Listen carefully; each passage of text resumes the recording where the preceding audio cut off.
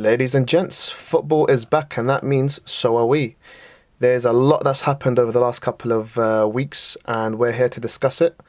I'm your host Hassan Bilal, and I'm delighted to be joined by my good friend Hassan Osama. Hassan, welcome back. Great to be back.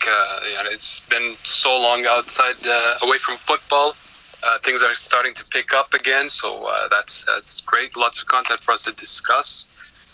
Yeah, it's great to be back into it. I'm looking forward to discussing it with you. I'm also very, very excited to have a youngster, Hadi Haider, joining us. He's a player at Al-Shorta, currently in Iraq. Hadi, welcome to the show.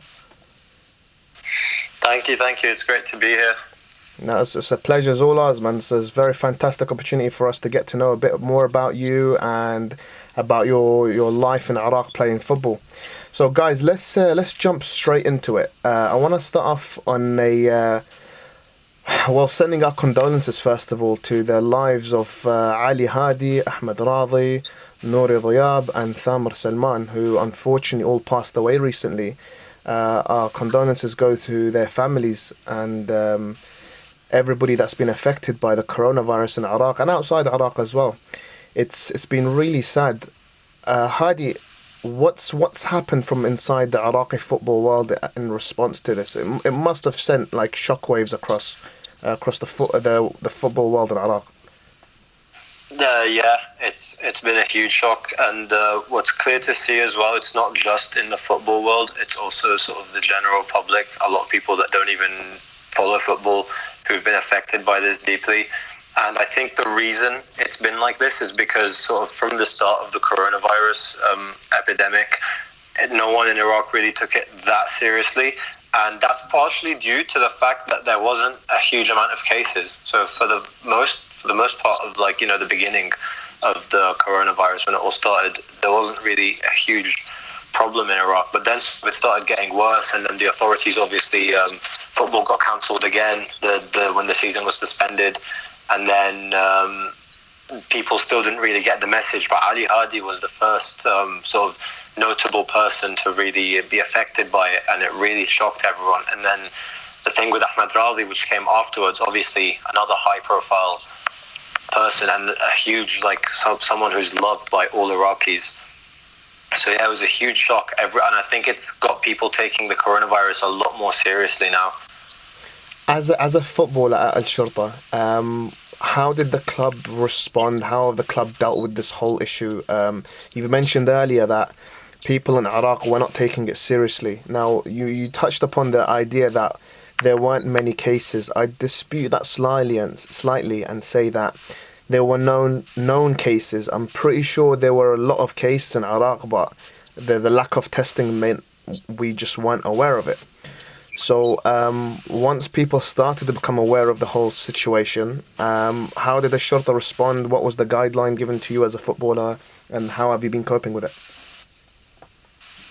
Well, from sort of the off, when we were called off, the club's instructions, and this was reiterated by the coaches sort of on a weekly basis, was for everyone to stay home, everyone to try and avoid social contact as much as we could, whilst also trying to stay fit, obviously. And it's obviously not everyone's stuck to that. Well, I'm sure we'll get onto it later on. But from the club's point of view, even before these sort of high-profile deaths, we were told to stay inside and sort of keep safe and not try to reduce social contact as much as we could. And then obviously after these deaths, it really hit home. We didn't really have a lot of contact from the clubs after that. Obviously, the condolences for the families, and obviously with Ahmed Ravi as well. He was the manager of Al-Shorta, so I'm sure you saw on their social medias profiles they posted condolences. But yeah, it's that we always had clear instructions to sort of stay home. It's good to hear that, actually. With the lack of transparency in terms of how Iraqi clubs operate, it's good to know that there's been that level of seriousness that's led to the players being asked to stay at home, etc. In terms of fitness and how to train, have they given you any clear guidance on how they expect you to do so? Well, for me, because I was mainly based with the reserves and the reserve team. We didn't get too much instructions, sort of like a weekly plan or anything, but we were told we were being checked up on by our coaches, sort of on a weekly basis. We always were in touch with them, and the players were in touch with each other as well. But for fitness, it was sort of up to the players each time. And as far as I'm aware, it's been the same case for the first team. There's not been any nutritional guidelines or any sort of set program that you had to take. It was just sort of every player had to try and keep fit in their own way. What did you make of that? Do you find that problematic, or do you think the players should be trusted to kind of figure out? Obviously, especially at a huge club like Al-Shorta, which is, among the top teams in Iraq, I think it's fair that the players who, a lot of them are, even within the reserve team, so they're all youth internationals, and you've got full senior internationals up in the first team. So I think it's fair that we should be trusted to train on our own. But as we can see, we've heard from players of the biggest clubs around Europe, like your Chelseas, your Liverpools, who've had daily contact, and they've had a set diet plan and a set, fitness plan to keep fit. I feel like it would be a nice guideline to have. It would be a good way it would be a good guideline to have. But for me personally, I haven't found a lot of trouble with having to do it by myself, just because I'm quite used to it, sort of keeping my own fitness. But it is hard to stay motivated sometimes. But other than that, I think it's fair that they trust us to do it on our own. So what have you been doing in terms of keeping fit? Well, obviously for me, in Iraq, when the whole coronavirus situation started, they closed down all public facilities, which included gyms. They shut down the football pitches, so all the local football pitches. So all I really had to work with was the garden that I had, and I had a treadmill at home and a garden and a few weights. So that's all I really had to work with. So what I tried to do in terms of fitness was just run on the treadmill, really. And then do sort of the usual. I tried to keep it consistent with how I would normally train. So I tried to have the same warm-ups I would normally do, and then I would run for my fitness. And then I've got a football at home, so I'd try and replicate a lot of the drills that I could obviously do by myself. So that mainly constituted around sort of dribbling drills, and then I tried to use a wall for passing drills as well. Obviously, it's not the same environment, and you do lose a lot of fitness that way, but I just tried to do as much as I could at home. Yeah, I think in this time it's like a damage limitation more than anything. But it's good to know you're working hard and independently. With regards to Ahmed Ravi, it's such a huge loss. He's he's the first and the only player that's Iraqi to have scored in the World Cup finals. His goal came in '86 against Belgium. Iraq went on to lose that match 2-1. But, he was a huge part in our Gulf Cup wins in '84 and '88. And he was also voted the Asian Footballer of the Year. I think some would go as far as to saying that Ahmed Ravi is probably the best talent Iraq have produced. So it was such a sad news when I heard it. Moreover, it's just that I've met Ahmed Ravi personally, and he's such a nice fella. I met him when I was in Iraq. I think it was 2017, late 2017. And yeah, like he was 86, very, very young, and it was devastating news because it was just really unexpected. But I don't know, if this is what it takes to get Iraqis taking it more serious, the whole coronavirus, then it's a real shame. But like Ahmed Ravi was a hero in this. Sorry?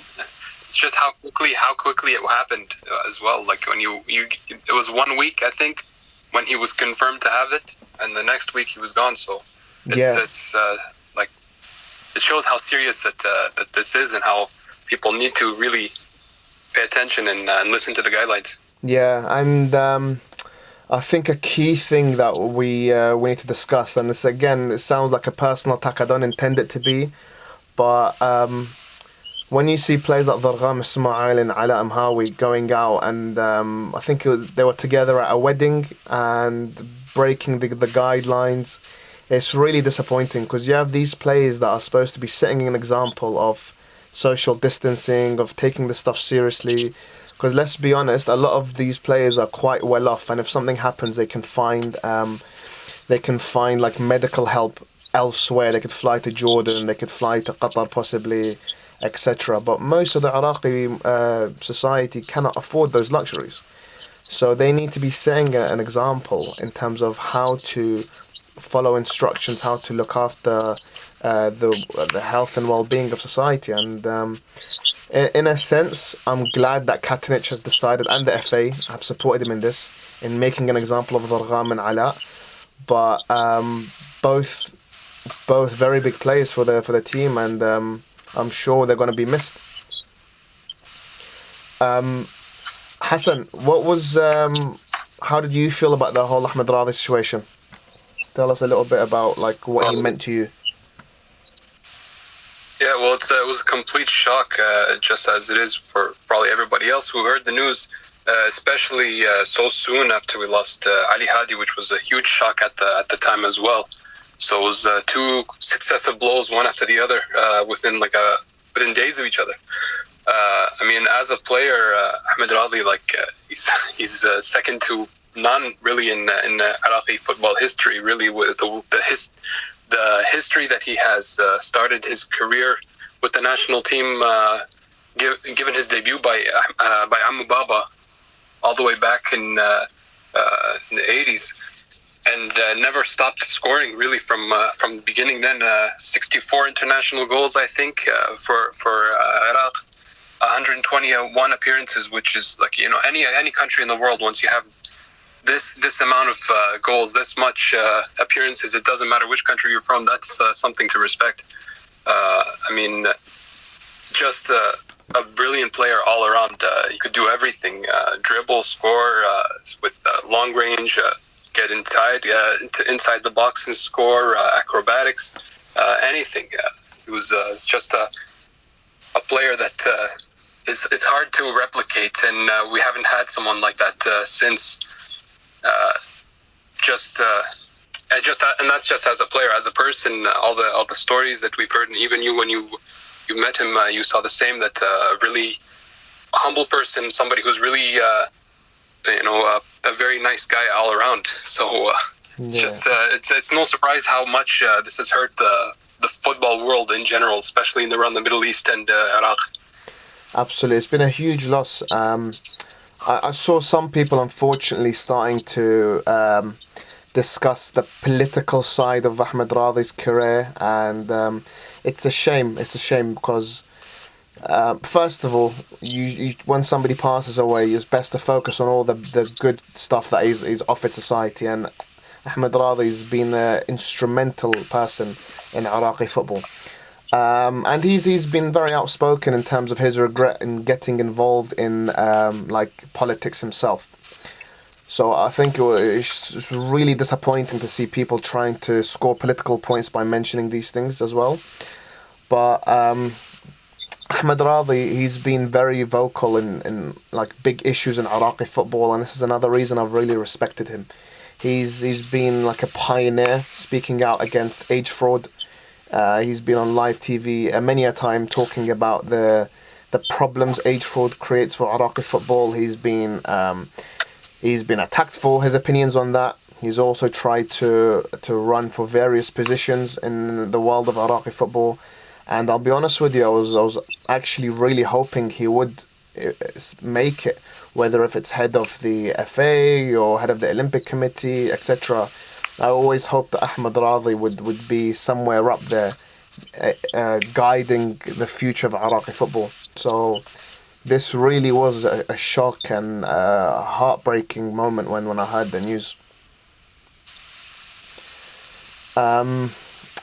Hadi, let's get on to your situation. So, you're 19, you've just moved to Al-Shorta. Obviously, it's really frustrating because you've come in as a young player looking to make a career for yourself in Iraqi football, and then this whole situation happens. How did you find this season, or what you experienced of the season? Yeah, so like you said, I'm 19, so I'm sort of just at the start of my career. And before this, I've never lived in Iraq or played in Iraq.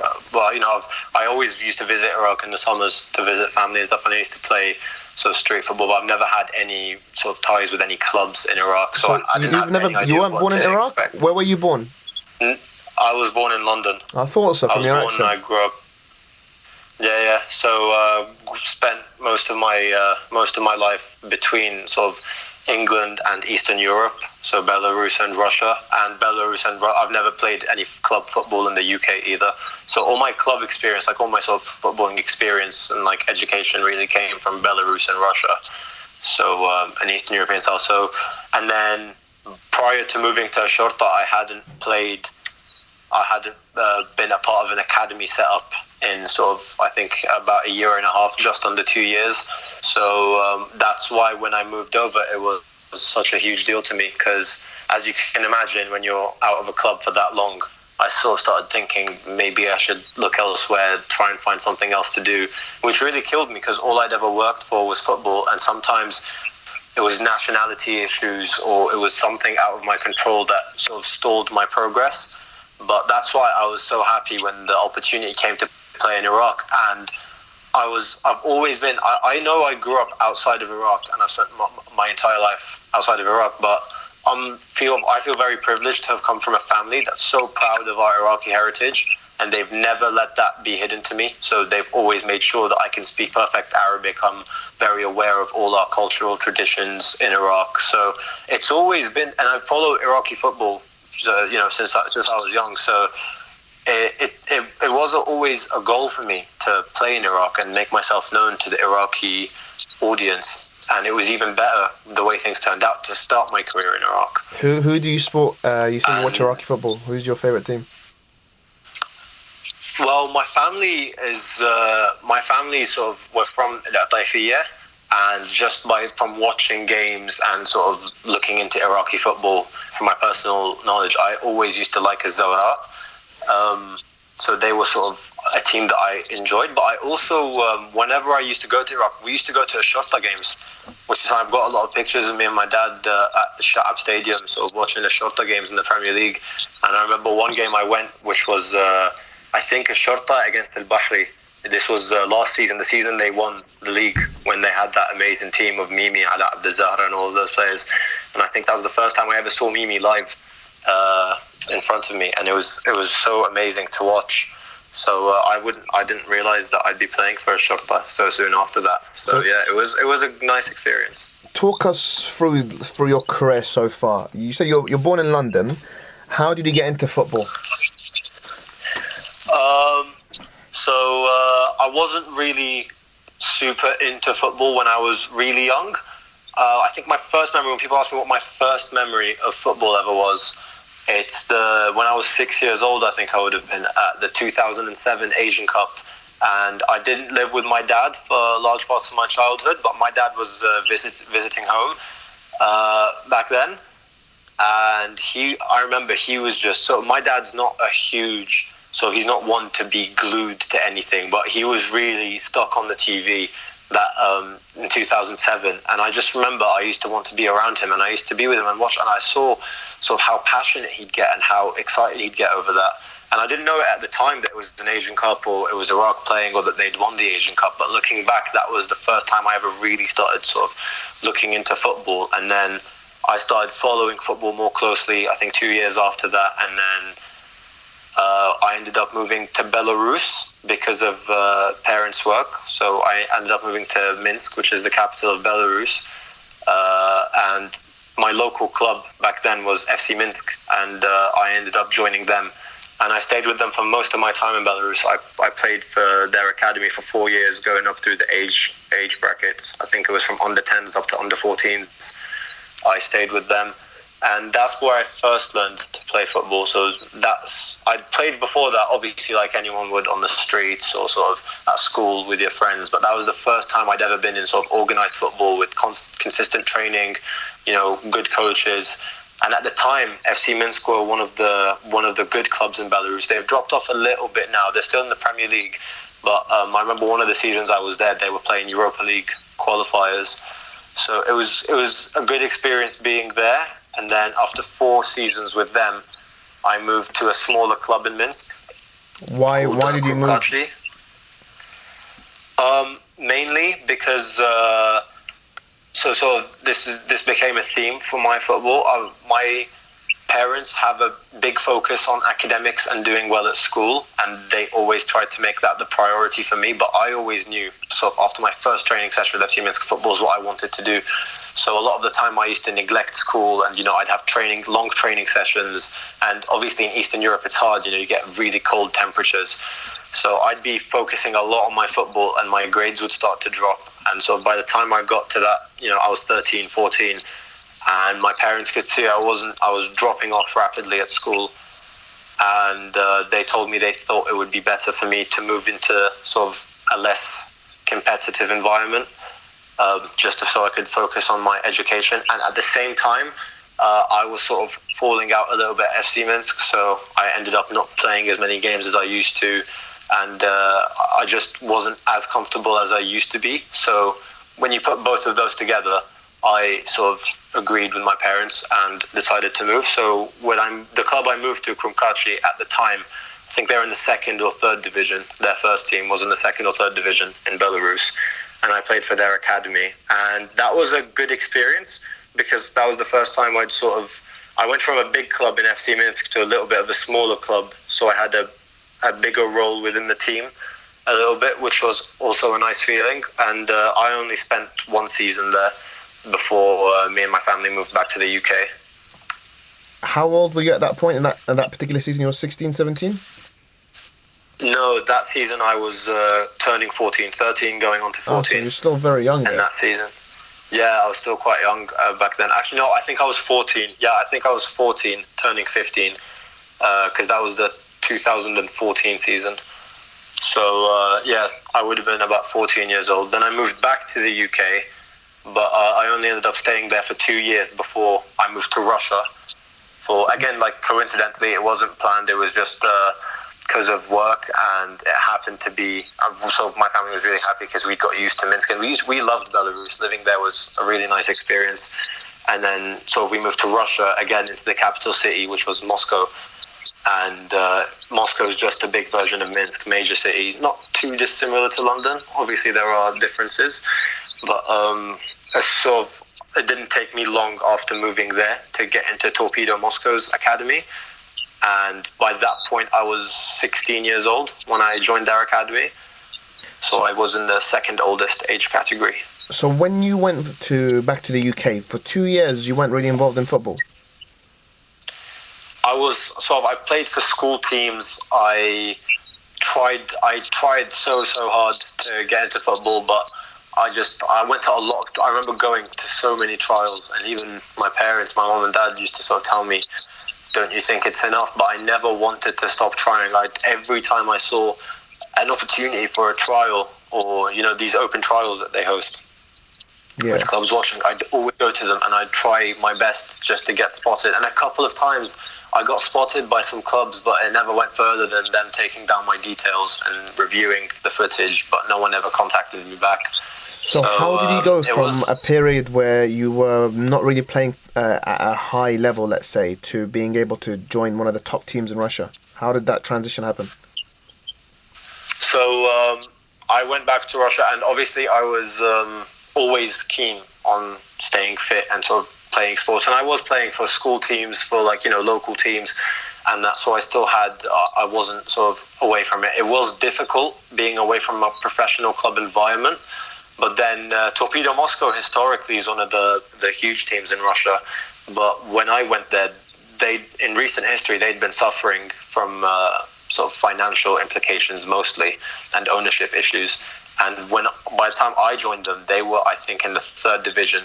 I think they might have just been promoted up from the 4th division. So they'd had quite a fall. So obviously being in the 3rd division makes the quality of football a little bit lower. Throughout the club, from the first team all the way down through the academies. So I feel like that helped a lot, finding a club in Russia, and I think I was lucky in that, because there's not that many clubs in Russia. It's not like in England, so we've got a lot of sleeping giants. In Russia, most of the traditional big clubs are still in the Premier League and huge clubs, but Torpedo is one of the few that, through financial and ownership issues, ended up going downhill. So I felt very privileged to play for them, and I learned a lot. I was 16 when I joined them, turned 17 very soon after joining them. So it was sort of later on in my football career, but I still learned so much by being there. The coaching was a higher quality.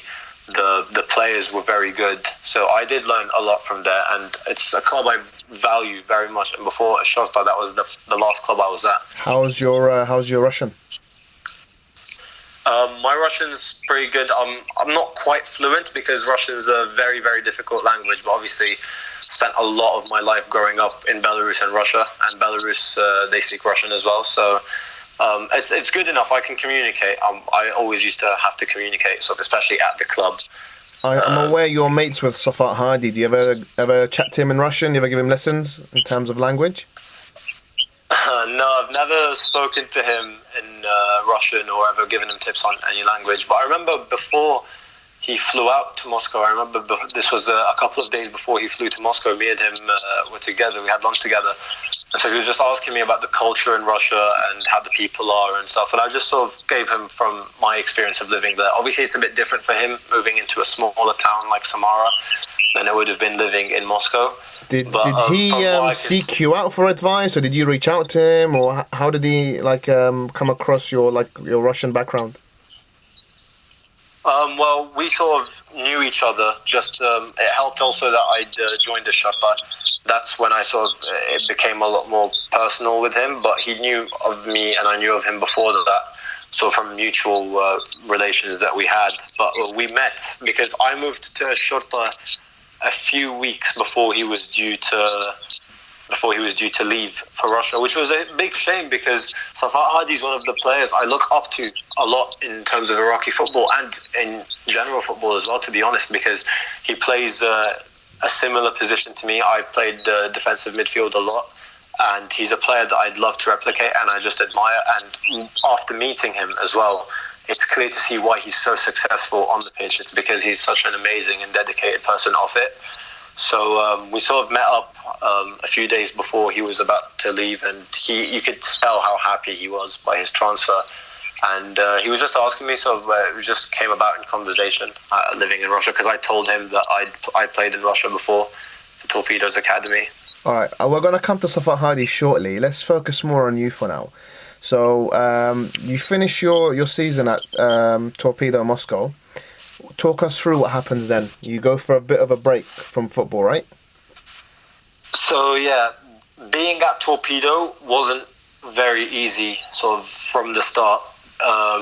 It was complicated, but I'm sure you can ask, let alone other fans, you can ask Russian fans or Belarusian fans if they've heard of any foreign players coming through their club's academies, and I don't think a single one would be able to name you one. And that became a theme for me growing up, is that in the 3 clubs that I played for, going through sort of 5 or 6 age ranks, so playing for so many teams and coaches, and then also playing against all the clubs we played against, I never once encountered a foreign player. They were all either Belarusians in Belarus or Russians in Russia. And I feel like that's a bit of a setback in Russian football, and I've been vocal on it before when I could, saying that in my opinion, if they were more open to sort of youth players from abroad, I feel like that would improve the standard of football in Russia all the way up.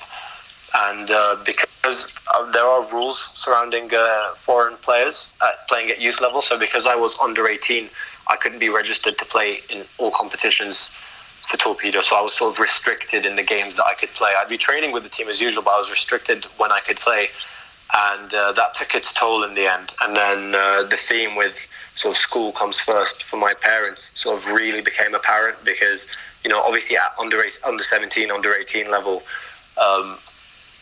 especially in a country like Russia, the club demands are very high. So I had training three days a week, most weeks, sometimes 4 days a week. We always had a game on the weekend.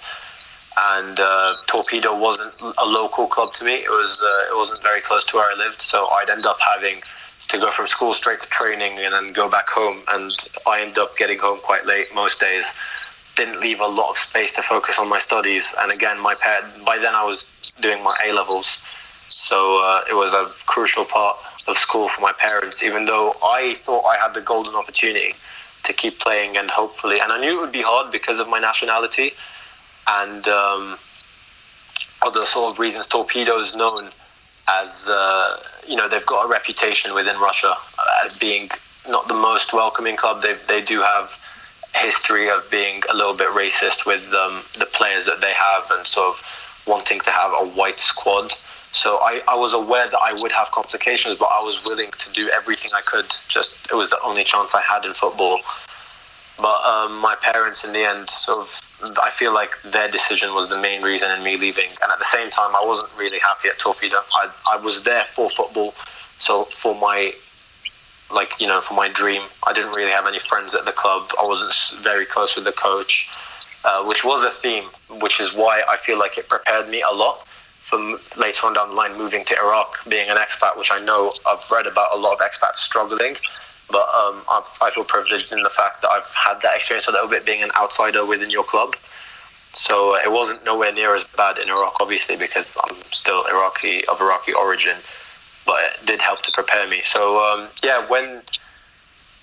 didn't even make it to the end of the season. It was just before the end of the season, and my parents, this was before exams, so they decided that I should focus on school more.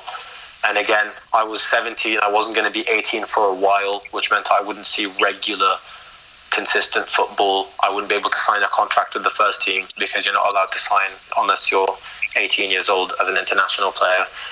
So all these things sort of came together again, and I decided to leave.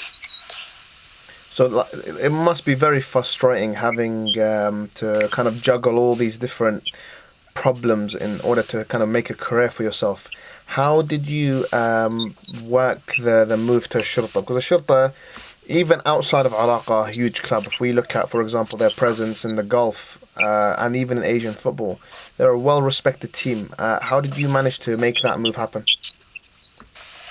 So, obviously, I left Torpedo, and I think the gap between me leaving Torpedo and joining Al-Shorta was just under 2 years. So that's a lot of time to be out of a footballing environment. Obviously, same as before, I tried to stay in football. I played Sunday League, the equivalent of Sunday League in Russia. Played for my school, played whenever I could, but I was obviously out of that consistent training and that kind of environment. And then towards the later part of, because obviously I got to the end of school, I finished my A-levels, and I realised I had to do something with my life because I didn't have football. So I ended up going to university to study sports coaching, and I made that decision because I figured since I couldn't be a footballer and all I knew was football, I'd just be a coach instead. So I went to university to study sports coaching, and at university it became a lot harder to play football consistently and sort of keep the fitness that I had when I was still at school. So those last few months before coming to Iraq were quite detrimental in terms of my fitness. But it wasn't going well at uni, just as I expected, and I feel like that was when my parents understood that for me football wasn't just a hobby, that like I was, it was my life, and I was really struggling and suffering without it. So I spoke to them. It took a lot of talking, and we spent a lot of time looking over it, but they said that if I had an opportunity to get back into football, then they would be supportive of it, and they would, help me because they see how much work I put into it, which obviously is growing up being so alone in my dream of becoming a footballer. It meant a lot that my parents were now fully supportive of me. So the move to Iraq was initially not meant to be a Shorta. I was going to go to Karabakh, another Premier League team, because I know we know their club president, so my family knows him, Ali Al-Asadi. He's an amazing person, and I have so much I have to give him so much credit for what's happened with me, because he was really the one that helped me, and I spoke to him about the potential of me getting back into football and going to Iraq. And he'd seen videos, me and him were in contact, and he'd seen videos of me sort of in that time I'd left Torpedo, and he was happy to take me on at Karabakh. Were you offered a trial initially, or was it straight up they were offered a contract? Initially, I was going to go to Iraq to train with the Karabakh and play with them, and then we were going to decide. But after arriving at Iraq, I ended up being in touch with Al-Shorta through their club president, Dr. Wahab Al-Tai, who's again a person I have to give so much credit to for my career, because he's been so supportive, and it's not always been easy. It's been very difficult, as you can imagine. Sort of being a player that grew up in sort of outside of Iraq, playing in Iraq, especially at this time, it wasn't always easy, but he was a huge help for me. So I was in contact with him, and I told him sort of I was in Iraq to get back into football, and I told him that Karabakh was the club I was going to be joining, and it was him that he asked about my history. So I told him that I'd played in Russia, I played in Belarus, I'd had a European sort of upbringing in terms of football, and he pitched the idea of me maybe going with the Shorta, but it was clear from the start that I'd be with the reserve team to start out with, and then sort of transition into the first team after I've got my fitness back and after the club sees me. So I was obviously very happy at that idea of one of the biggest clubs in Iraq. I thought it would be a huge honour, and I know that he spoke to Al Karabakh's coach and president, and they sort of discussed it, and that's how I came to be at Al-Shorta. How have you found that transition? Has it been very difficult settling in? How have you found the language barriers? The fact you're an expat, has that played any part in difficulties for you? Definitely. I learned a lot. I'm so grateful I've not been there that long in Iraq. Obviously, it's just not even 6 months since I moved, and I've already learned so much, not just in football but out of football as well. So I was always very proud of sort of having a strong Iraqi foundation and an Iraqi core, and I spoke. But getting there, I realised how different it was, and there were some language barriers, especially with footballing terms. So I found that difficult. In terms of being an expat, that was difficult as well.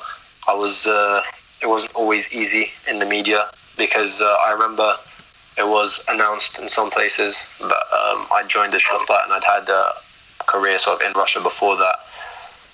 And I did get a lot of backlash for it, sort of not directly a lot, but I could see what was happening, and that's the first time I've really ever been. It wasn't really a spotlight, but that's the first time I've ever been sort of like in any point. Kind of.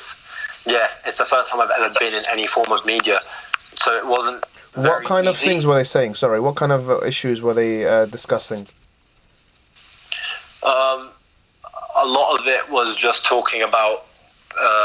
A lot of it was directed at Shorta as well, to be honest. They were saying Shorta don't need to be bringing in any more players than they need to, and they should be promoting their local talent, like the local players in Iraq, instead of bringing in players from outside.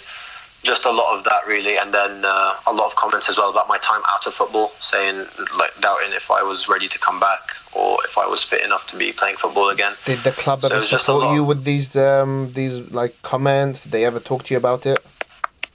No, it never really played a part. I tried to, even though I did know about it, I tried to sort of ignore it and put it to the back of my head, and I never discussed it with my coaches or with the club or anything. It was just something that happened for me.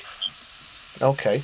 What about in terms of like the actual football? How have you found like the quality of football in Iraq? How is it compared to Russia and Belarus and to what you're familiar with?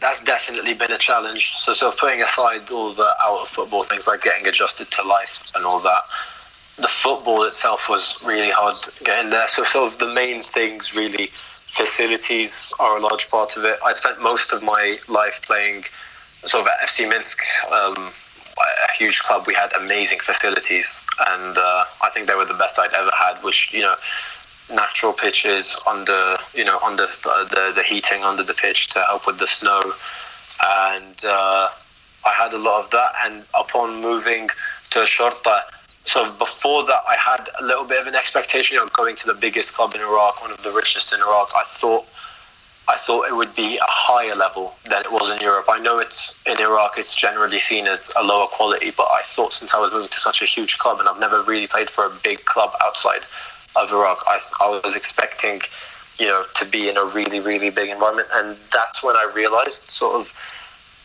Iraqi football, even at the top level with the biggest clubs, doesn't really have the facilities that much smaller clubs outside of Iraq have.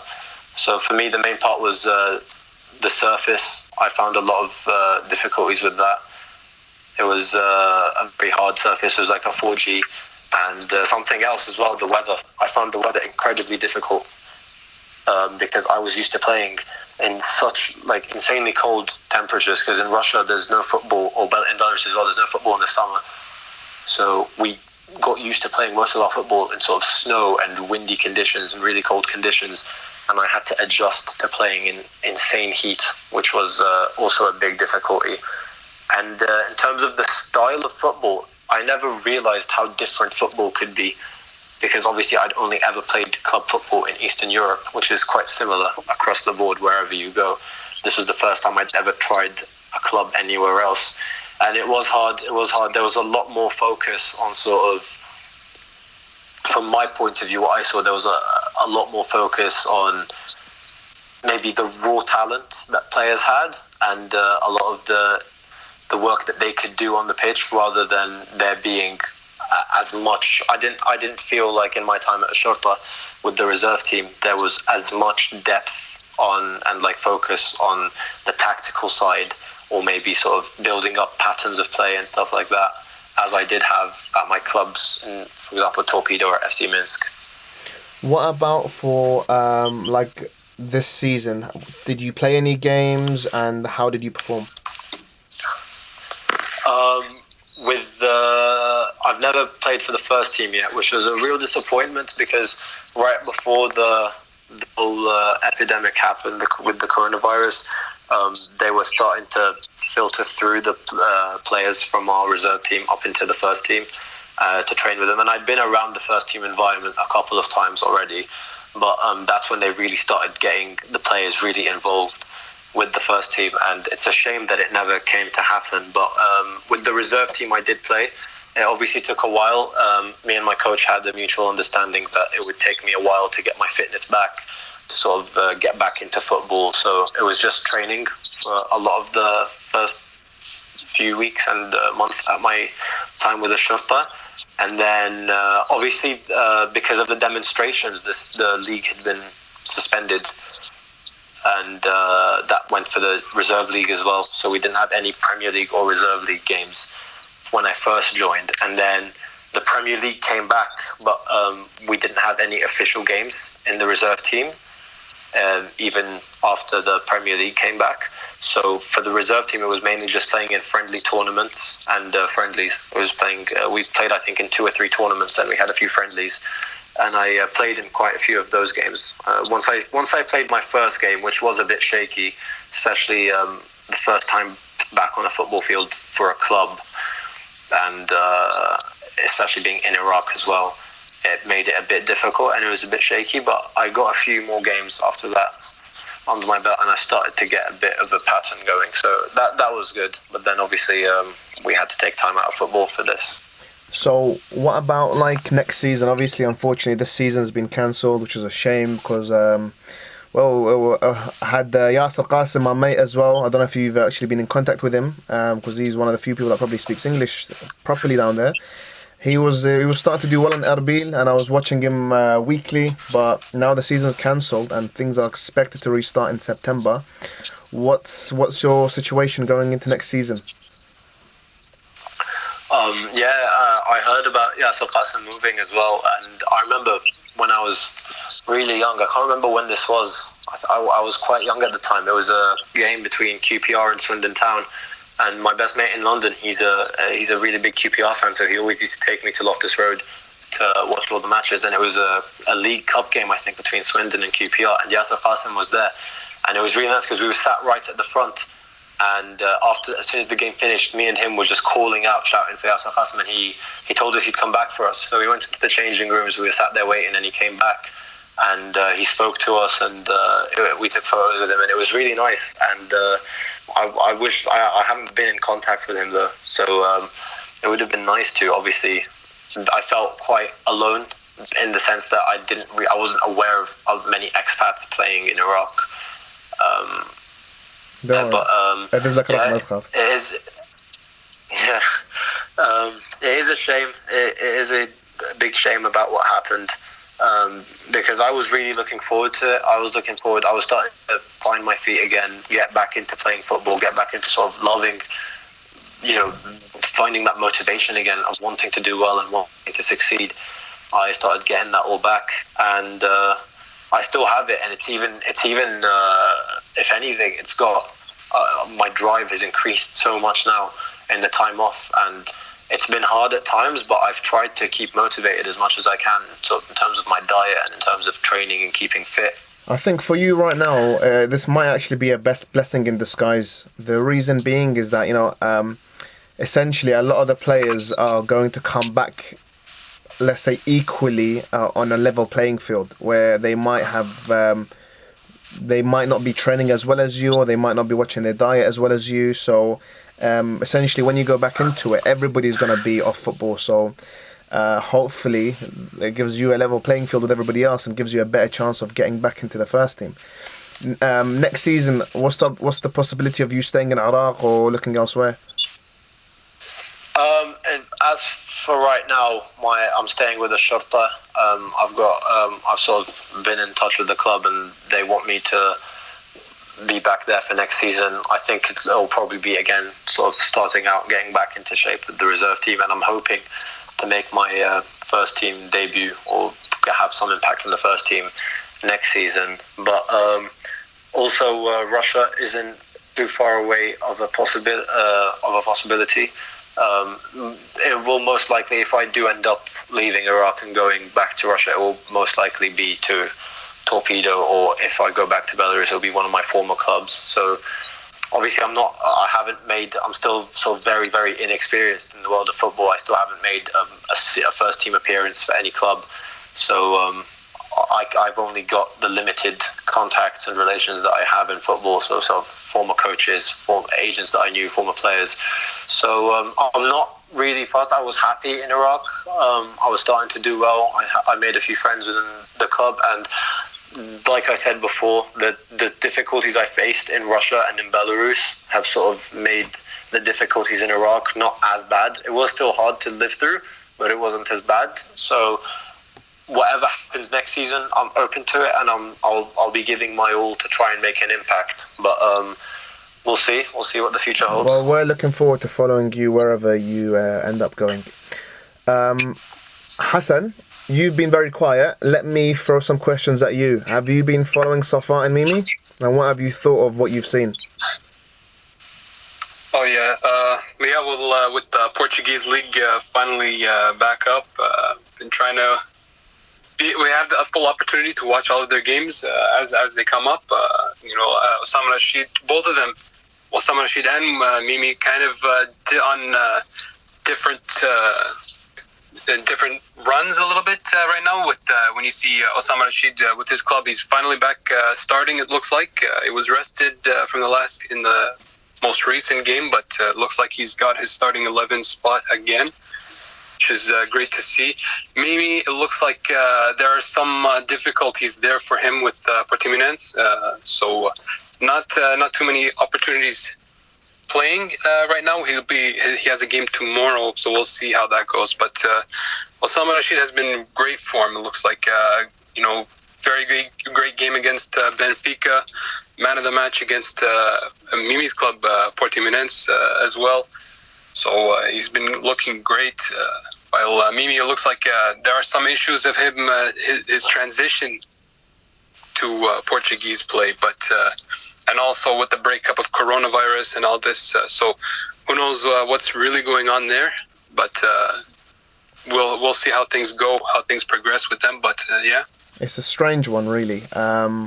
Osama, I've been watching his games very intently, and he's doing really, really well. They lost the last game, but he was rested. They brought him in to turn the game around, and to be fair, he nearly got them an equaliser right in the last kick of the game with an amazing cross.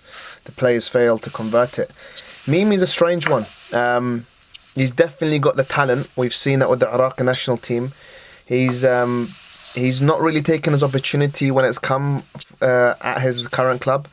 But there was talk from one of his coaches about his kind of let's say his lack of commitment in training, which is disappointing to see. And I don't want to comment on what actually has been the issue. I'm not going to say something like maybe he's a bit too big-headed, etc., because I don't know him personally. And to be fair, when I have spoken to him in person, I don't know him too well, but when I have spoken, he's been lovely. But I don't know. It will be very, very disappointing to see him coming back to the Khalij and moving away from Europe after such a short stint. He's got a game tomorrow. I hope he does get some minutes there. His last appearance lasted maybe a minute 30 seconds, but his contract actually comes to an end not tomorrow, the day after that. So we don't know if that's going to be extended because of the prolonged season or what's going to happen. I hope he does stay in Europe. What about Safaa? You've been watching him? Safaa, the most recent game, when they played against Zenit, that was an interesting game for his club. I think they're bottom of the table, actually. Zenit among the best in the league, but first versus last in that game. It was his team started off pretty well. He was on the bench. There looks like they're still continuing to ease him in. It looks like from an outside view that he's transitioning to the Russian league a bit better than Mimi is transitioning to the Portuguese league for whatever reason. But in any case, he did get some minutes. I think he came in around the 65th minute or something along those lines. But he did well. It was okay. Still getting into the Russian league, and it's never going to be an easy transition from Iraq to Europe in general. We've seen a lot of players where the transition isn't that clean.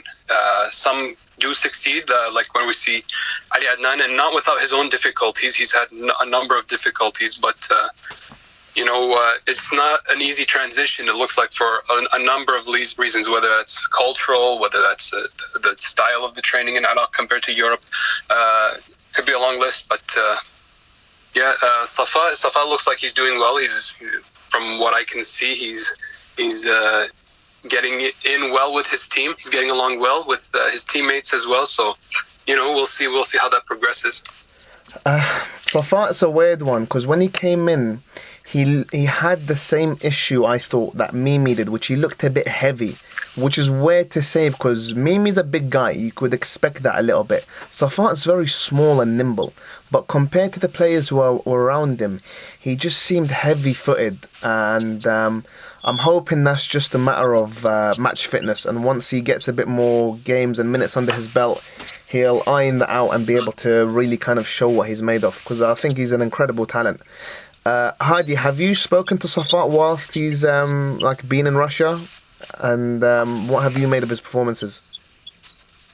Yeah, I'm in touch with him once in a while. Usually it's me wishing him luck before a game, or sometimes I'll just for Eid I attend stuff like that. But I am in touch with him a little bit. I also wanted to check up on him when he went there just to see how he was. And from a point of view of watching his games, like Hassan said, it's not an easy transition at all going from Iraq to Europe, especially for players that have never had any exposure to football other than Iraqi football. So it was never going to be easy. He was never going to walk into the team. But to see him make I think he's played 2 games now. He nearly got a goal in the first game, which was good. And Zenit right now, top of the table, defending champions, a Champions League team. So that was being thrown into the deep end, in my opinion. And still, from the game I saw, he put in a few good tackles. He made a couple of blocks. I can see what you mean a little bit, like you say, that he seems a bit different to his teammates. But then that's remembering that he only came in halfway through the season, and from an Iraqi league, and obviously the Iraqi league that hadn't really been active. So the last time he'd been consistently playing football was last season, really. So in my opinion, he's had a good start with his team. I think he's going to go on to do very well. this is from an unbiased point of view as well. You can see how hard he trains, but you can see how enthusiastic he is about moving to Russia. All you need to do is look at his social media from an outside point of view, just to see how happy he is to be there, how hard he's willing to work in training, and I think he'll do well. He's from what I've spoken to him, he's getting along well with most of his teammates, and the coaches seem to really like him. He's doing well at the club, so I think this is just the start for Safaa in Europe, and I hope we can see the same out of Mimi, because again, he's a huge talent. It looked like he would be Iraq's next big thing when he was at Al-Shorta and with the national team, and I hope this isn't the last we see of him in Europe. Absolutely. Safaa is a bit of a strange one, because even though he's always smiling on social media, he's always smiling anyway, so I don't know if he's just really happy in Russia or he's just really happy anyway. But it's good to know that he's doing well then. I really do wish him all the success there. It's been strange because the clubs, both Safaa and Mimi's teams, always include them in their social media posts, because they know like the interactions from the Iraqi fans are like very valuable to them. Mimi, I found it comical, to be honest with you. The game that he came on for like 90 seconds, the post that his team put up to celebrate that victory was the picture of Mimi included in it, even though he barely got any minutes. So I'm hoping for both players, they're there more than just like social media attractions, and I'm hoping that they get opportunities on the pitch where they're able to express themselves and show just how good Iraqi footballers can be. This leads me on to like... Yeah, I mean... Go on, Hassan. Sorry.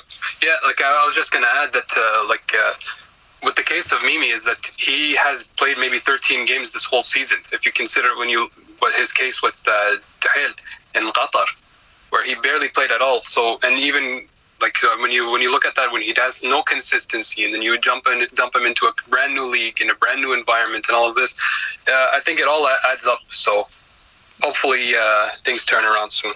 I really hope so, because it would be a shame to see his career kind of fall apart or not reach the heights that it can potentially reach, because we know the talent's there, but let's just hope the commitment and the hard work is there as well. This leads me to another discussion that I wanted to bring up, and it's going to be like interesting speaking to both of you, but especially Hadi, because he's the reverse of this. On social media, I was speaking to a chap about Durgham Ismail, who's just moved to Zawra, and I was talking about how like I feel Durgham was such a special talent when he was young, and obviously he moved to Rizespor in Turkey, but he ended up back in playing in Iraq, and moving within the Iraqi league I feel was a disappointing move. I think he should be looking to continue his journey back to maybe Turkey or somewhere in Europe. And the response that I received was that maybe Iraqi players shouldn't be looking to move to Europe because they haven't done amazingly well there. So the players that were mentioned were Nashid Akram, who I said, well, Nashid's a different case. He had a horrific injury that kind of hampered his situation.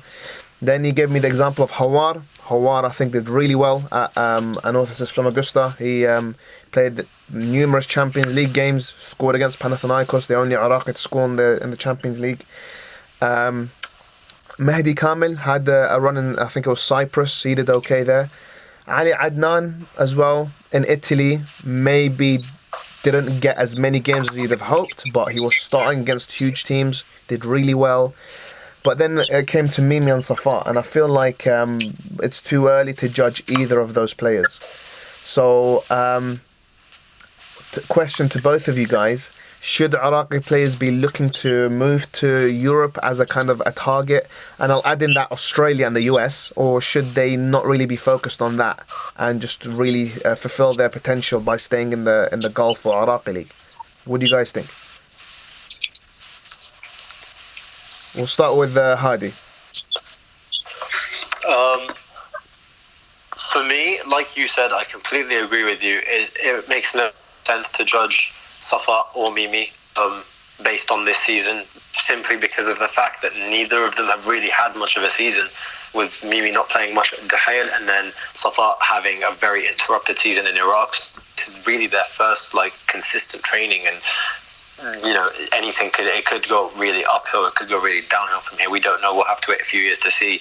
But I completely disagree that Iraqi players shouldn't go to Europe, because at the end of the day, if you're good enough to go to Europe, you will be taken. So the clubs in Europe will not take a player, especially from a country like Iraq, which isn't sort of known or hugely popular for its talent that's gone abroad and played. So if a club's taking a player from Iraq and putting them there, he's clearly got the potential for it to happen. And obviously language barriers, cultural barriers, adjusting to a new society, a new life, a new footballing system, all of that can play a huge role, as I've experienced firsthand. But I think you can, if a player really puts his mind to it and works really hard, then he can overcome these. And Hadi Adnan's a perfect example, and he's a role model for me, because a lot of players would have crumbled under what happened to him. So sort of the constant changing of managers that he had at Udinese, with sort of managers coming in, one manager favouring him, one manager not really seeing him as part of the starting lineup. He never wanted to come back to Iraq. He never said, I'm going to leave this and go back to Iraq, because in my opinion, the good players really shine in Iraq. When you look at Safaa, Hadi and Mimi, they really lit up the league in Iraq, which I think that should be anyone's limit, because if you're good enough to go, and I don't think anyone should have a limit, because if you're good enough to, that's how I view my own career. I never want to be satisfied with where if I can do better, I want to challenge myself and try and do better. And I think Iraq is so underrated as a footballing country. I've thought that before as a fan, and as someone who plays there now, it's so much clearer to me that the players in Iraq aren't worse, in terms of talent than players in Europe. Most of the players that I've trained with or played against in Iraq could easily make it if they grew up in a European country and had a European club as their academy from a young age. They would have been huge stars. So for me, it's more of a case of attitude maybe and commitment than it is a case of footballing talent or an ability to play outside. Yeah, agreed. Also, you got to take into account stuff like facilities and scouting, etc. All that plays a big part into how a young player in Iraq will develop, and they don't get the same kind of they don't get the same kind of support that a young player playing in England or France, etc. would get. Of course, and if you look at the situation, I know that in terms of, obviously you can expect a Russian Premier League club to have a much more, a much wider staff than you'd expect an Iraqi club to have. And I know in terms of sort of nutritional advice, he's got sort of personalized fitness sessions and, strength and conditioning and all of those things. I think those in the long term will play a huge role in him becoming a successful player if it happens, which hopefully it will. And, I agree. The facility. Yeah, sorry, I just to interrupt you there. I think this is such a key thing that people really overlook. When these players go to like foreign countries and they're getting access to all these facilities, what they're going to do is bring their insight and their understanding that's developed as a result of all these experiences, and they're going to bring it back to the Iraqi league or the Iraqi national team. And the hope is that slowly, as a league, as a country, as a national team, we'll start to develop ourselves to start including these aspects of football within our game. And unless our players go abroad and experience this, that change is not going to happen. Yeah, totally agree with that. Yeah, I mean, it's a systematic problem in Iraq that I like. From my view, is that if the environment within the Iraqi league, and that's from all the way through the youth levels, if it's not fully professional, then we're setting our players up for failure when they want to go to Europe. So they don't have the same basis that players who are brought up in European leagues and European academies, they don't have the same experience. So when they arrive in, say, for example, Russia or Portugal or wherever, when they arrive there, it's a shock. They don't have the same fitness experience, the same kind of nutritional background where they know what they should be eating, what they should not be eating. They don't have all of that, so it's a hard transition for them. It's a completely brand new experience, and it stunts down the talent that they have. We know that they're talented, like Mimi, for example, Safaa. They're really great players, but if they're not able to transition to a brand new environment, the talent doesn't mean anything anymore. You need to be able to keep up with the rest of your team and be able to also, on a tactical level, understand what the coach wants from you. And if you don't have that basis through all the Iraqi youth academies and the Iraqi League and all of that, if you don't have that basis, then it's very hard to pick it up later on in your career. Absolutely. So, players kind of, I think past a certain age, it becomes very difficult to coach a player and understanding tactics and decision making, where to be on the pitch, how to carry out tactical play on the pitch, etc. Hadi, you going to say something? Yeah, I completely agree. Just like, football at the end of the day is just like any other form of education, whether it be academical or musical, in the sense that you need to have a strong foundation if you really want to be successful.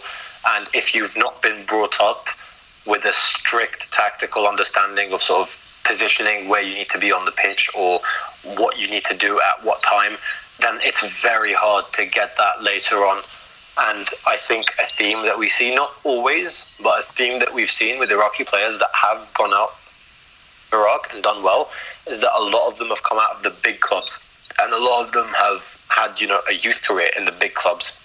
Or, for example, Baba School, which shows that the better the quality of coaching and the better the quality of your education is, the more successful you're likely to be, which I think is something that really should be looked into in Iraq, and making sure that at the very least every single Premier League club has the basis to produce a player that can perform well if he has the talent in any good league. So he shouldn't be taken by surprise by sort of new tactics or nutritional requirements or anything like that. Yeah, I completely agree. I think we are some way off achieving that, but hopefully with the new FA, with the new restructuring of Iraqi football, I'm hoping we'll be able to kind of develop our academies to be much more successful. I think whilst we can be excited to see so many players come from the Baba school, I think it's still disappointing to see so many of our players come from only one school. If we had more successful schools, I think it would be a lot better to have players coming from different academies, having different understandings, different qualities, etc. I think we're way too reliant on the Baba school, and I think going forward we need to establish academies all across Iraq to utilize the actual pool of talent that we have there. Because as you've said, the talent is definitely there, but it's about how you nurture it, how you develop it, how you get it to a level where it's equal, if not better, to other countries. Yeah, definitely. And just from me sort of being in Iraq, and I know I'm at a really early stage in my career, but because of the fact that I've never seen a first team environment in Europe, because I was never involved in any of the first teams when I played for those clubs. But just from what I can see at this small scale, in my little experience, the differences between Iraq and European football, even in Europe, it's not like I played in Spain or England or France. It was still Russia, which is an amazing place, but still off the top 5 leagues. I would love to sort of see something similar to that in Iraq, because in my opinion, Iraq should be at least in the top, if not Asian countries, then Arabic countries in terms of our league, because we've definitely got the talent for it. We've definitely got the drive and ambition for it. So I really hope we see that happen, and even better if I would have a role to play in that, because that's something I really, really want to see, and it's something our football fans deserve. Absolutely. So let's hope things develop and progress, inshallah, for Iraqi football. Guys, I think we're approaching nearly an hour and 10 minutes. Thank you so much for your thoughts on all that's happened. Let's see what happens over the next month. We've got a new friendly arranged with Vietnam.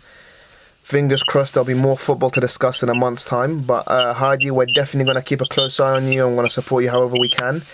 Where can our fans find you on social media, Instagram, Twitter, etc.? I'm sort of most active on Instagram. I've started becoming active on Twitter as well recently. That's it really for me, just Instagram and Twitter. What's your username? Hadi.19 on Instagram and Hadi_19 on Twitter. Perfect. Hassan, Habibi, thank you so much as well. Is there anything you're going to be keeping an eye out? Since you're based in Canada, when's the MLS coming back? MLS, that's coming up actually very soon. I believe on the 8th of July, we'll be able to see Hadi Adnan and Justin Miram. I think the tournament is going to be played in Disneyland in Orlando. So we'll see how that goes. Perfect. Yeah, coming up very soon. Very, very nice. Where can we find you on social media? People want to reach out to you, get updates on Ali Adnan and Justin. Yeah, mostly active on Twitter, honestly. That's Hassan_1193 Twitter. Perfect. Guys, thank you so much. To the listeners, if you want to find me on Twitter, at Iraq Football Pod. If you want to find me on Instagram, it's at Hassanan, Hassane. Lovely chatting with you guys. I'll speak to you guys, I guess, in one more month. All the best. Yalla ya Iraq.